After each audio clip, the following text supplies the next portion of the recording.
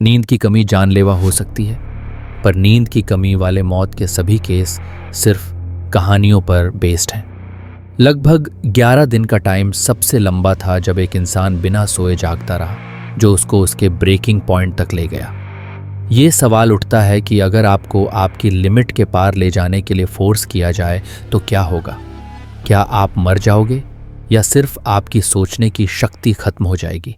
और अगर आप जिंदा बचें तो क्या बचेगा?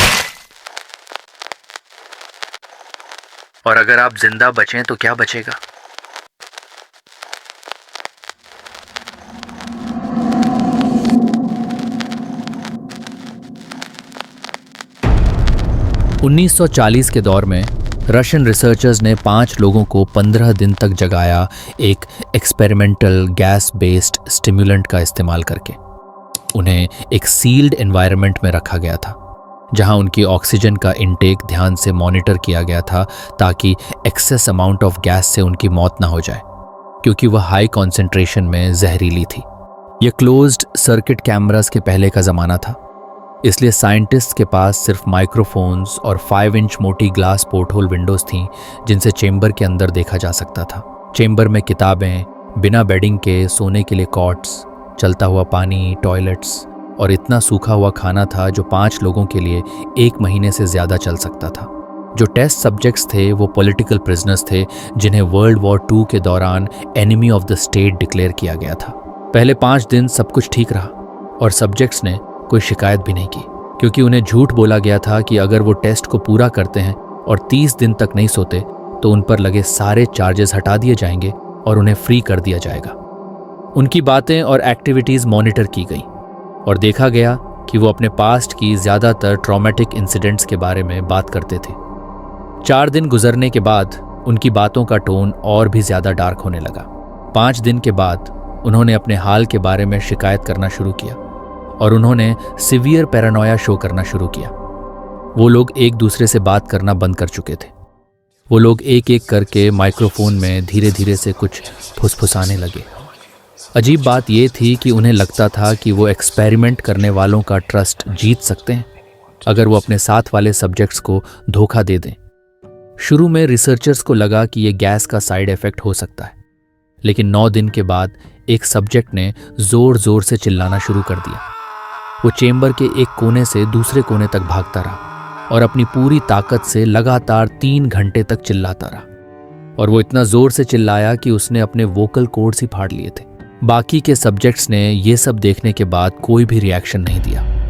वो बस माइक्रोफोन्स में फुसफुसाते रहे और फिर अचानक से एक और सब्जेक्ट चिल्लाने लग गया। जो 3 सब्जेक्ट्स नहीं चिल्ला रहे थे उन्होंने किताबें फाड़ दी, उनके पेजेस को उन्होंने अपने थूक से चिपचिपा बना दिया और उन्हें शांति से ग्लास पोर्ट होल्स के ऊपर चिपका दिया। इसके बाद चिल्लाना अचानक बंद हो गया। जब चिल्लाना बंद हो गया तब माइक्रोफोन के पास फुसफुसाना भी बंद हो गया।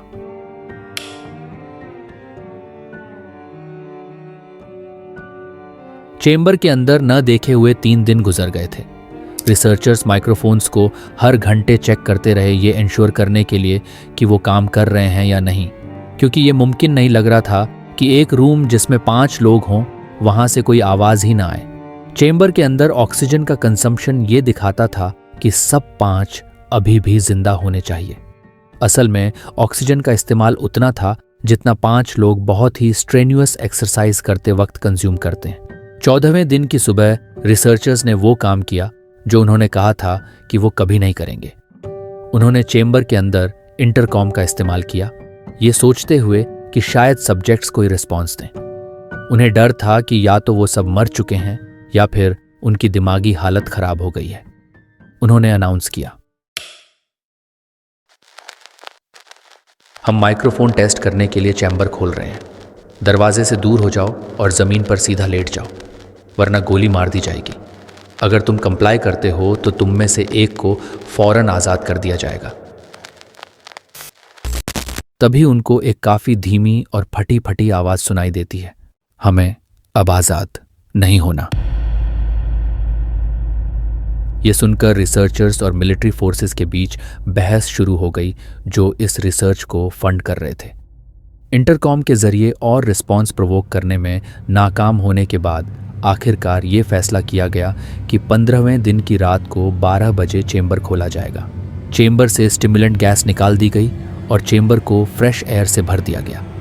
जैसे ही चेंबर में फ्रेश एयर भरी गई तभी माइक्रोफोन से आवाज़ें आने लगीं और वो आवाज़ें उन 3 सब्जेक्ट्स की थीं। सब्जेक्ट्स कह रहे थे कि हमें अब ऑक्सीजन नहीं चाहिए। वो उस गैस को इस तरह मांग रहे थे जैसे कोई अपनी जान की भीख मांगता है, मगर फिर भी बिना कुछ सोचे समझे चेंबर को खोला गया। सोल्जर्स को अंदर भेजा गया ताकि टेस्ट सब्जेक्ट्स को बाहर निकाला जा सके। जैसे ही सोल्जर्स अंदर आए, उन्हें देखते ही सब्जेक्ट्स की स्क्रीम्स और भी ज्यादा तेज हो गईं और सोल्जर्स भी डर गए। जब उन्होंने अंदर का सीन देखा तो उन्हें पता चला कि 5 में से 4 सब्जेक्ट्स अब भी जिंदा थे, लेकिन उनका हाल कुछ ऐसा था कि उन्हें जिंदा कहना भी मुश्किल था। पिछले 5 दिनों के राशन में से एक भी चीज नहीं खाई गई थी। मरे हुए टेस्ट सब्जेक्ट की बॉडी से मीट के टुकड़े यानी उसकी थाइस और चेस्ट के टुकड़े पानी को ड्रेन करने वाली नाली में फंसा दिए गए थे, जो उसे ब्लॉक कर रहे थे, जिसकी वजह से वहां पर 5 इंच पानी जमीन पर इकट्ठा हो गया था। जितना पानी जमीन पर था उसमें कितना खून और कितना पानी था ये समझ नहीं आ रहा था। 4 जिंदा टेस्ट सब्जेक्ट्स की बॉडी के बड़े हिस्से का मीट और चमड़ी फटी हुई थी। जख्म की पोजीशन और एंगल का गौर से जायजा लेने पर यह समझ आया कि ये जख्म ज्यादातर उन लोगों ने खुद अपने आप को दिए थे। चारों टेस्ट सब्जेक्ट्स के रिब केज के नीचे के एब्डोमिनल ऑर्गन्स निकाल दिए गए थे, मगर दिल, फेफड़े और डायाफ्राम अपनी जगह पर थे। रिब केज से जुड़ी चमड़ी और ज्यादातर मीट फटा हुआ था, जिसकी वजह से लंग्स दिख रहे थे। खून की नाड़ियां और ऑर्गन्स अपनी जगह पर इंटैक्ट थे, मगर उन्हें निकाल कर जमीन पर रख दिया गया था, जो टेस्ट सब्जेक्ट्स के फटे हुए और जिंदा शरीरों के आसपास फैल गए थे। उनका डाइजेस्टिव ट्रैक्ट काम करता हुआ दिख रहा था और जल्दी ही ये साफ हो गया कि वो अपना ही मीट उखाड़ उखाड़ कर खा रहे थे।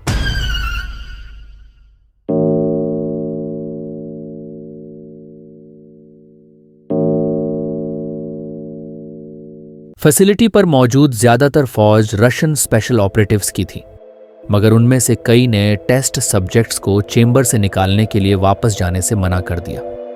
हर किसी को हैरानी हुई जब टेस्ट सब्जेक्ट्स ने चेंबर से निकाले जाने के प्रोसेस में जबरदस्त मुकाबला किया। एक रशियन सोल्जर की गर्दन फाड़ दी गई, जिसकी वजह से उसकी मौत हो गई। एक और सोल्जर को भारी चोट लगी जब एक टेस्ट सब्जेक्ट ने उसके टेस्टिकल्स तोड़ दिए और उसकी टांग की आर्टरी यानी खून की नस अपने दांतों से काट दी।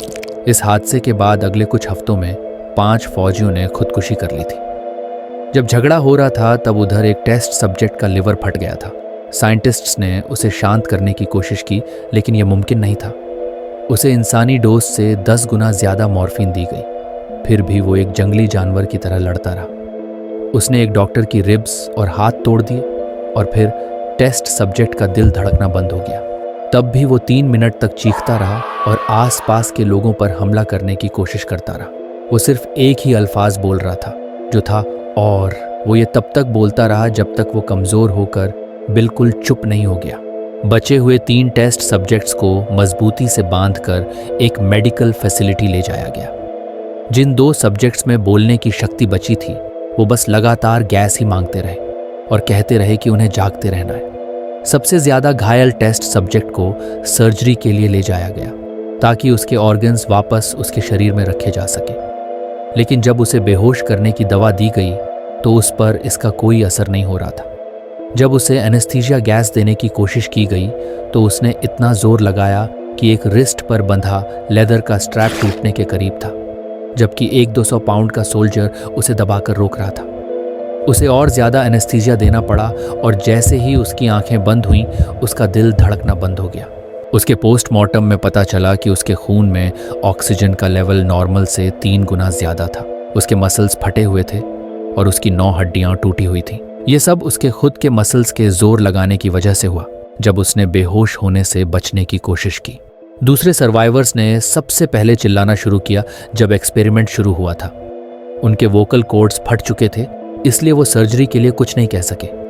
जब एनेस्थीसिया गैस उनके पास लाई गई तो वो सिर्फ अपना सिर तेज तरीके से हिलाकर मना करते रहे। जब किसी ने कहा कि सर्जरी बिना एनेस्थीसिया के की जाएगी तो उन सब्जेक्ट्स ने हाँ किया। सर्जरी के दौरान जब उनके पेट के ऑर्गन्स को वापस उनकी बॉडी में डाला गया और उनकी चमड़ी से सीना शुरू किया गया तो उन्होंने कोई रिएक्शन नहीं दिया और वो सर्जरी पूरे 6 घंटे तक चली। सर्जन ने बार बार कहा कि यह मेडिकल तौर पर मुमकिन नहीं है कि यह पेशेंट जिंदा हो। एक डर से कांपती हुई नर्स जो सर्जरी में मदद कर रही थी, उसने कहा कि मैं जब सर्जरी कर रही थी तब मेरा जब भी आई कांटेक्ट उस सब्जेक्ट से होता तो वो मुझे देखकर काफ़ी क्रीपी स्माइल करता रहा। जब सर्जरी खत्म हुई तो सब्जेक्ट ने बात करने की कोशिश की, लेकिन जब वो नहीं कर पाया तो उसे एक पेन और पेपर दिया गया अपना मैसेज देने के लिए। और पता है उसने पेपर पर क्या लिखा? Keep cutting. दूसरे 2 टेस्ट सब्जेक्ट्स को भी वही सर्जरी दी गई बिना एनेस्थीसिया के, लेकिन उन्हें एक पैरालिटिक इंजेक्शन दिया गया क्योंकि लेडी सर्जन को ऑपरेशन के वक्त काफ़ी मुश्किल हो रही थी क्योंकि वो उसे देखकर स्माइल ही करे जा रहे थे। जब वो पैरालाइज्ड हो गए तो वो सिर्फ आंखों से रिसर्चर्स को देख पा रहे थे। जब उन्हें बात करने का मौका मिला तो वो फिर से स्टिमुलेंट गैस के लिए मांग करते रहे। रिसर्चर्स ने उनसे पूछा कि उन्होंने अपने आप को क्यों चोट पहुंचाई, अपने अंदर के ऑर्गन्स क्यों निकाले और क्यों वो गैस फिर से चाहते हैं। उन्होंने सिर्फ एक जवाब दिया, हमको जागते रहना है। बाकी के 2 सब्जेक्ट्स को ज़्यादा मजबूती से बांध दिया गया और उनको फिर से चेंबर में डाल दिया गया जब तक ये तय नहीं होता कि उनके साथ क्या किया जाए। रिसर्चर्स ने अपने मिलिट्री बेनिफैक्टर्स के गुस्से का सामना करते हुए ये सोचा कि अब उन्हें मार देना चाहिए। कमांडिंग ऑफिसर जो एक पुराना KGB एजेंट था, उसने इस दौरान यह सोचा कि उन सब्जेक्ट्स में कुछ खास है और वो ये देखना चाहता था कि अगर उन्हें वो गैस वापस से दी जाए तो क्या होगा। रिसर्चर्स ने इस बात का काफ़ी गुस्से से जवाब दिया और मना किया कि ये नहीं हो सकता, लेकिन उनकी बात नहीं सुनी गई। सब्जेक्ट्स को EEG मॉनिटर से जोड़ा गया और उनको लॉन्ग टर्म कॉन्फिनमेंट के लिए काफ़ी कंफर्ट दिया गया। हर किसी को हैरानी तब हुई जब उन दोनों को गैस के बारे में बताया गया। जब उन्होंने सुना कि अब उन्हें गैस मिलने वाली है तो उन लोगों ने स्ट्रगल करना बंद कर दिया। अब वो दोनों अपनी आंखें खुली रखने के लिए बहुत मुश्किल से लड़ रहे थे। एक सब्जेक्ट अपने तकिए से अपना सिर उठाकर काफ़ी तेज़ी से अपनी आंखें झपक रहा था। उसके ब्रेन वेव्स ज़्यादातर नॉर्मल थे, लेकिन कभी कभी वो फ्लैट लाइन में बदल जाते थे, बिल्कुल ऐसे जैसे वो बार बार ब्रेन डेड हो रहा हो और फिर नॉर्मल हो जाता हो। जब डॉक्टर्स और नर्सेस ब्रेन वेव मॉनिटर के स्क्रोल को पेपर पर देख रहे थे, तभी एक नर्स ने देखा कि उसकी आंखें बंद हो गईं और जैसे ही उसका सिर तकिए पर गिरा वैसे ही उसके ब्रेन वेव्स डीप स्लीप जैसे बदल गए और फिर उसका दिल रुक गया। जो एक सब्जेक्ट अभी भी बोल सकता था, उसने चिल्लाना शुरू कर दिया और कहने लगा, मुझे अभी के अभी चेंबर में ही सील करो। उसके ब्रेन वेव्स भी वही फ्लैट लाइंस दिखाने लगे जैसे पहले वाले सब्जेक्ट के आ रहे थे जो नींद में ही मर गया था। कमांडर ने ऑर्डर दिया कि चेंबर को सील कर दिया जाए, वो भी दोनों सब्जेक्ट्स और 3 रिसर्चर्स के साथ। एक रिसर्चर ने फौरन अपनी गन निकाली और कमांडर को शूट कर दिया। उसने अपनी गन को बाकी सब्जेक्ट की तरफ पॉइंट किया जो बेड पर बंधे हुए थे, जबकि बाकी मेडिकल और रिसर्च टीम के लोग रूम से भाग गए। रिसर्चर ने उस बंधे हुए सब्जेक्ट से चीख कर कहा, साले मुझे ये बता, आखिर तू है क्या चीज?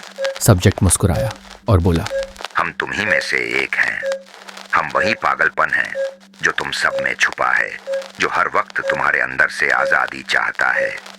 तुम्हारे गहरे जानवर वाले दिमाग में हम वही हैं जिससे तुम रात को अपने बिस्तर में छुपते हो। हम वही हैं जिससे तुम अपने आप को शांत करते हो, चुप कराते हो और पैरालिसिस में डालते हो। जब तुम उस रात के आरामदायक जगह पर जाते हो जहां हम नहीं जा सकते। रिसर्चर थोड़ी देर रुका और सोच में पड़ गया। फिर उसने उसके दिल पर टारगेट किया और उसे गोली मार दी। जैसे ही उसने गोली चलाई, EEG फ्लैटलाइन हो गया और सब्जेक्ट ने कमजोरी से कहा, बस अब आजादी मिल गई।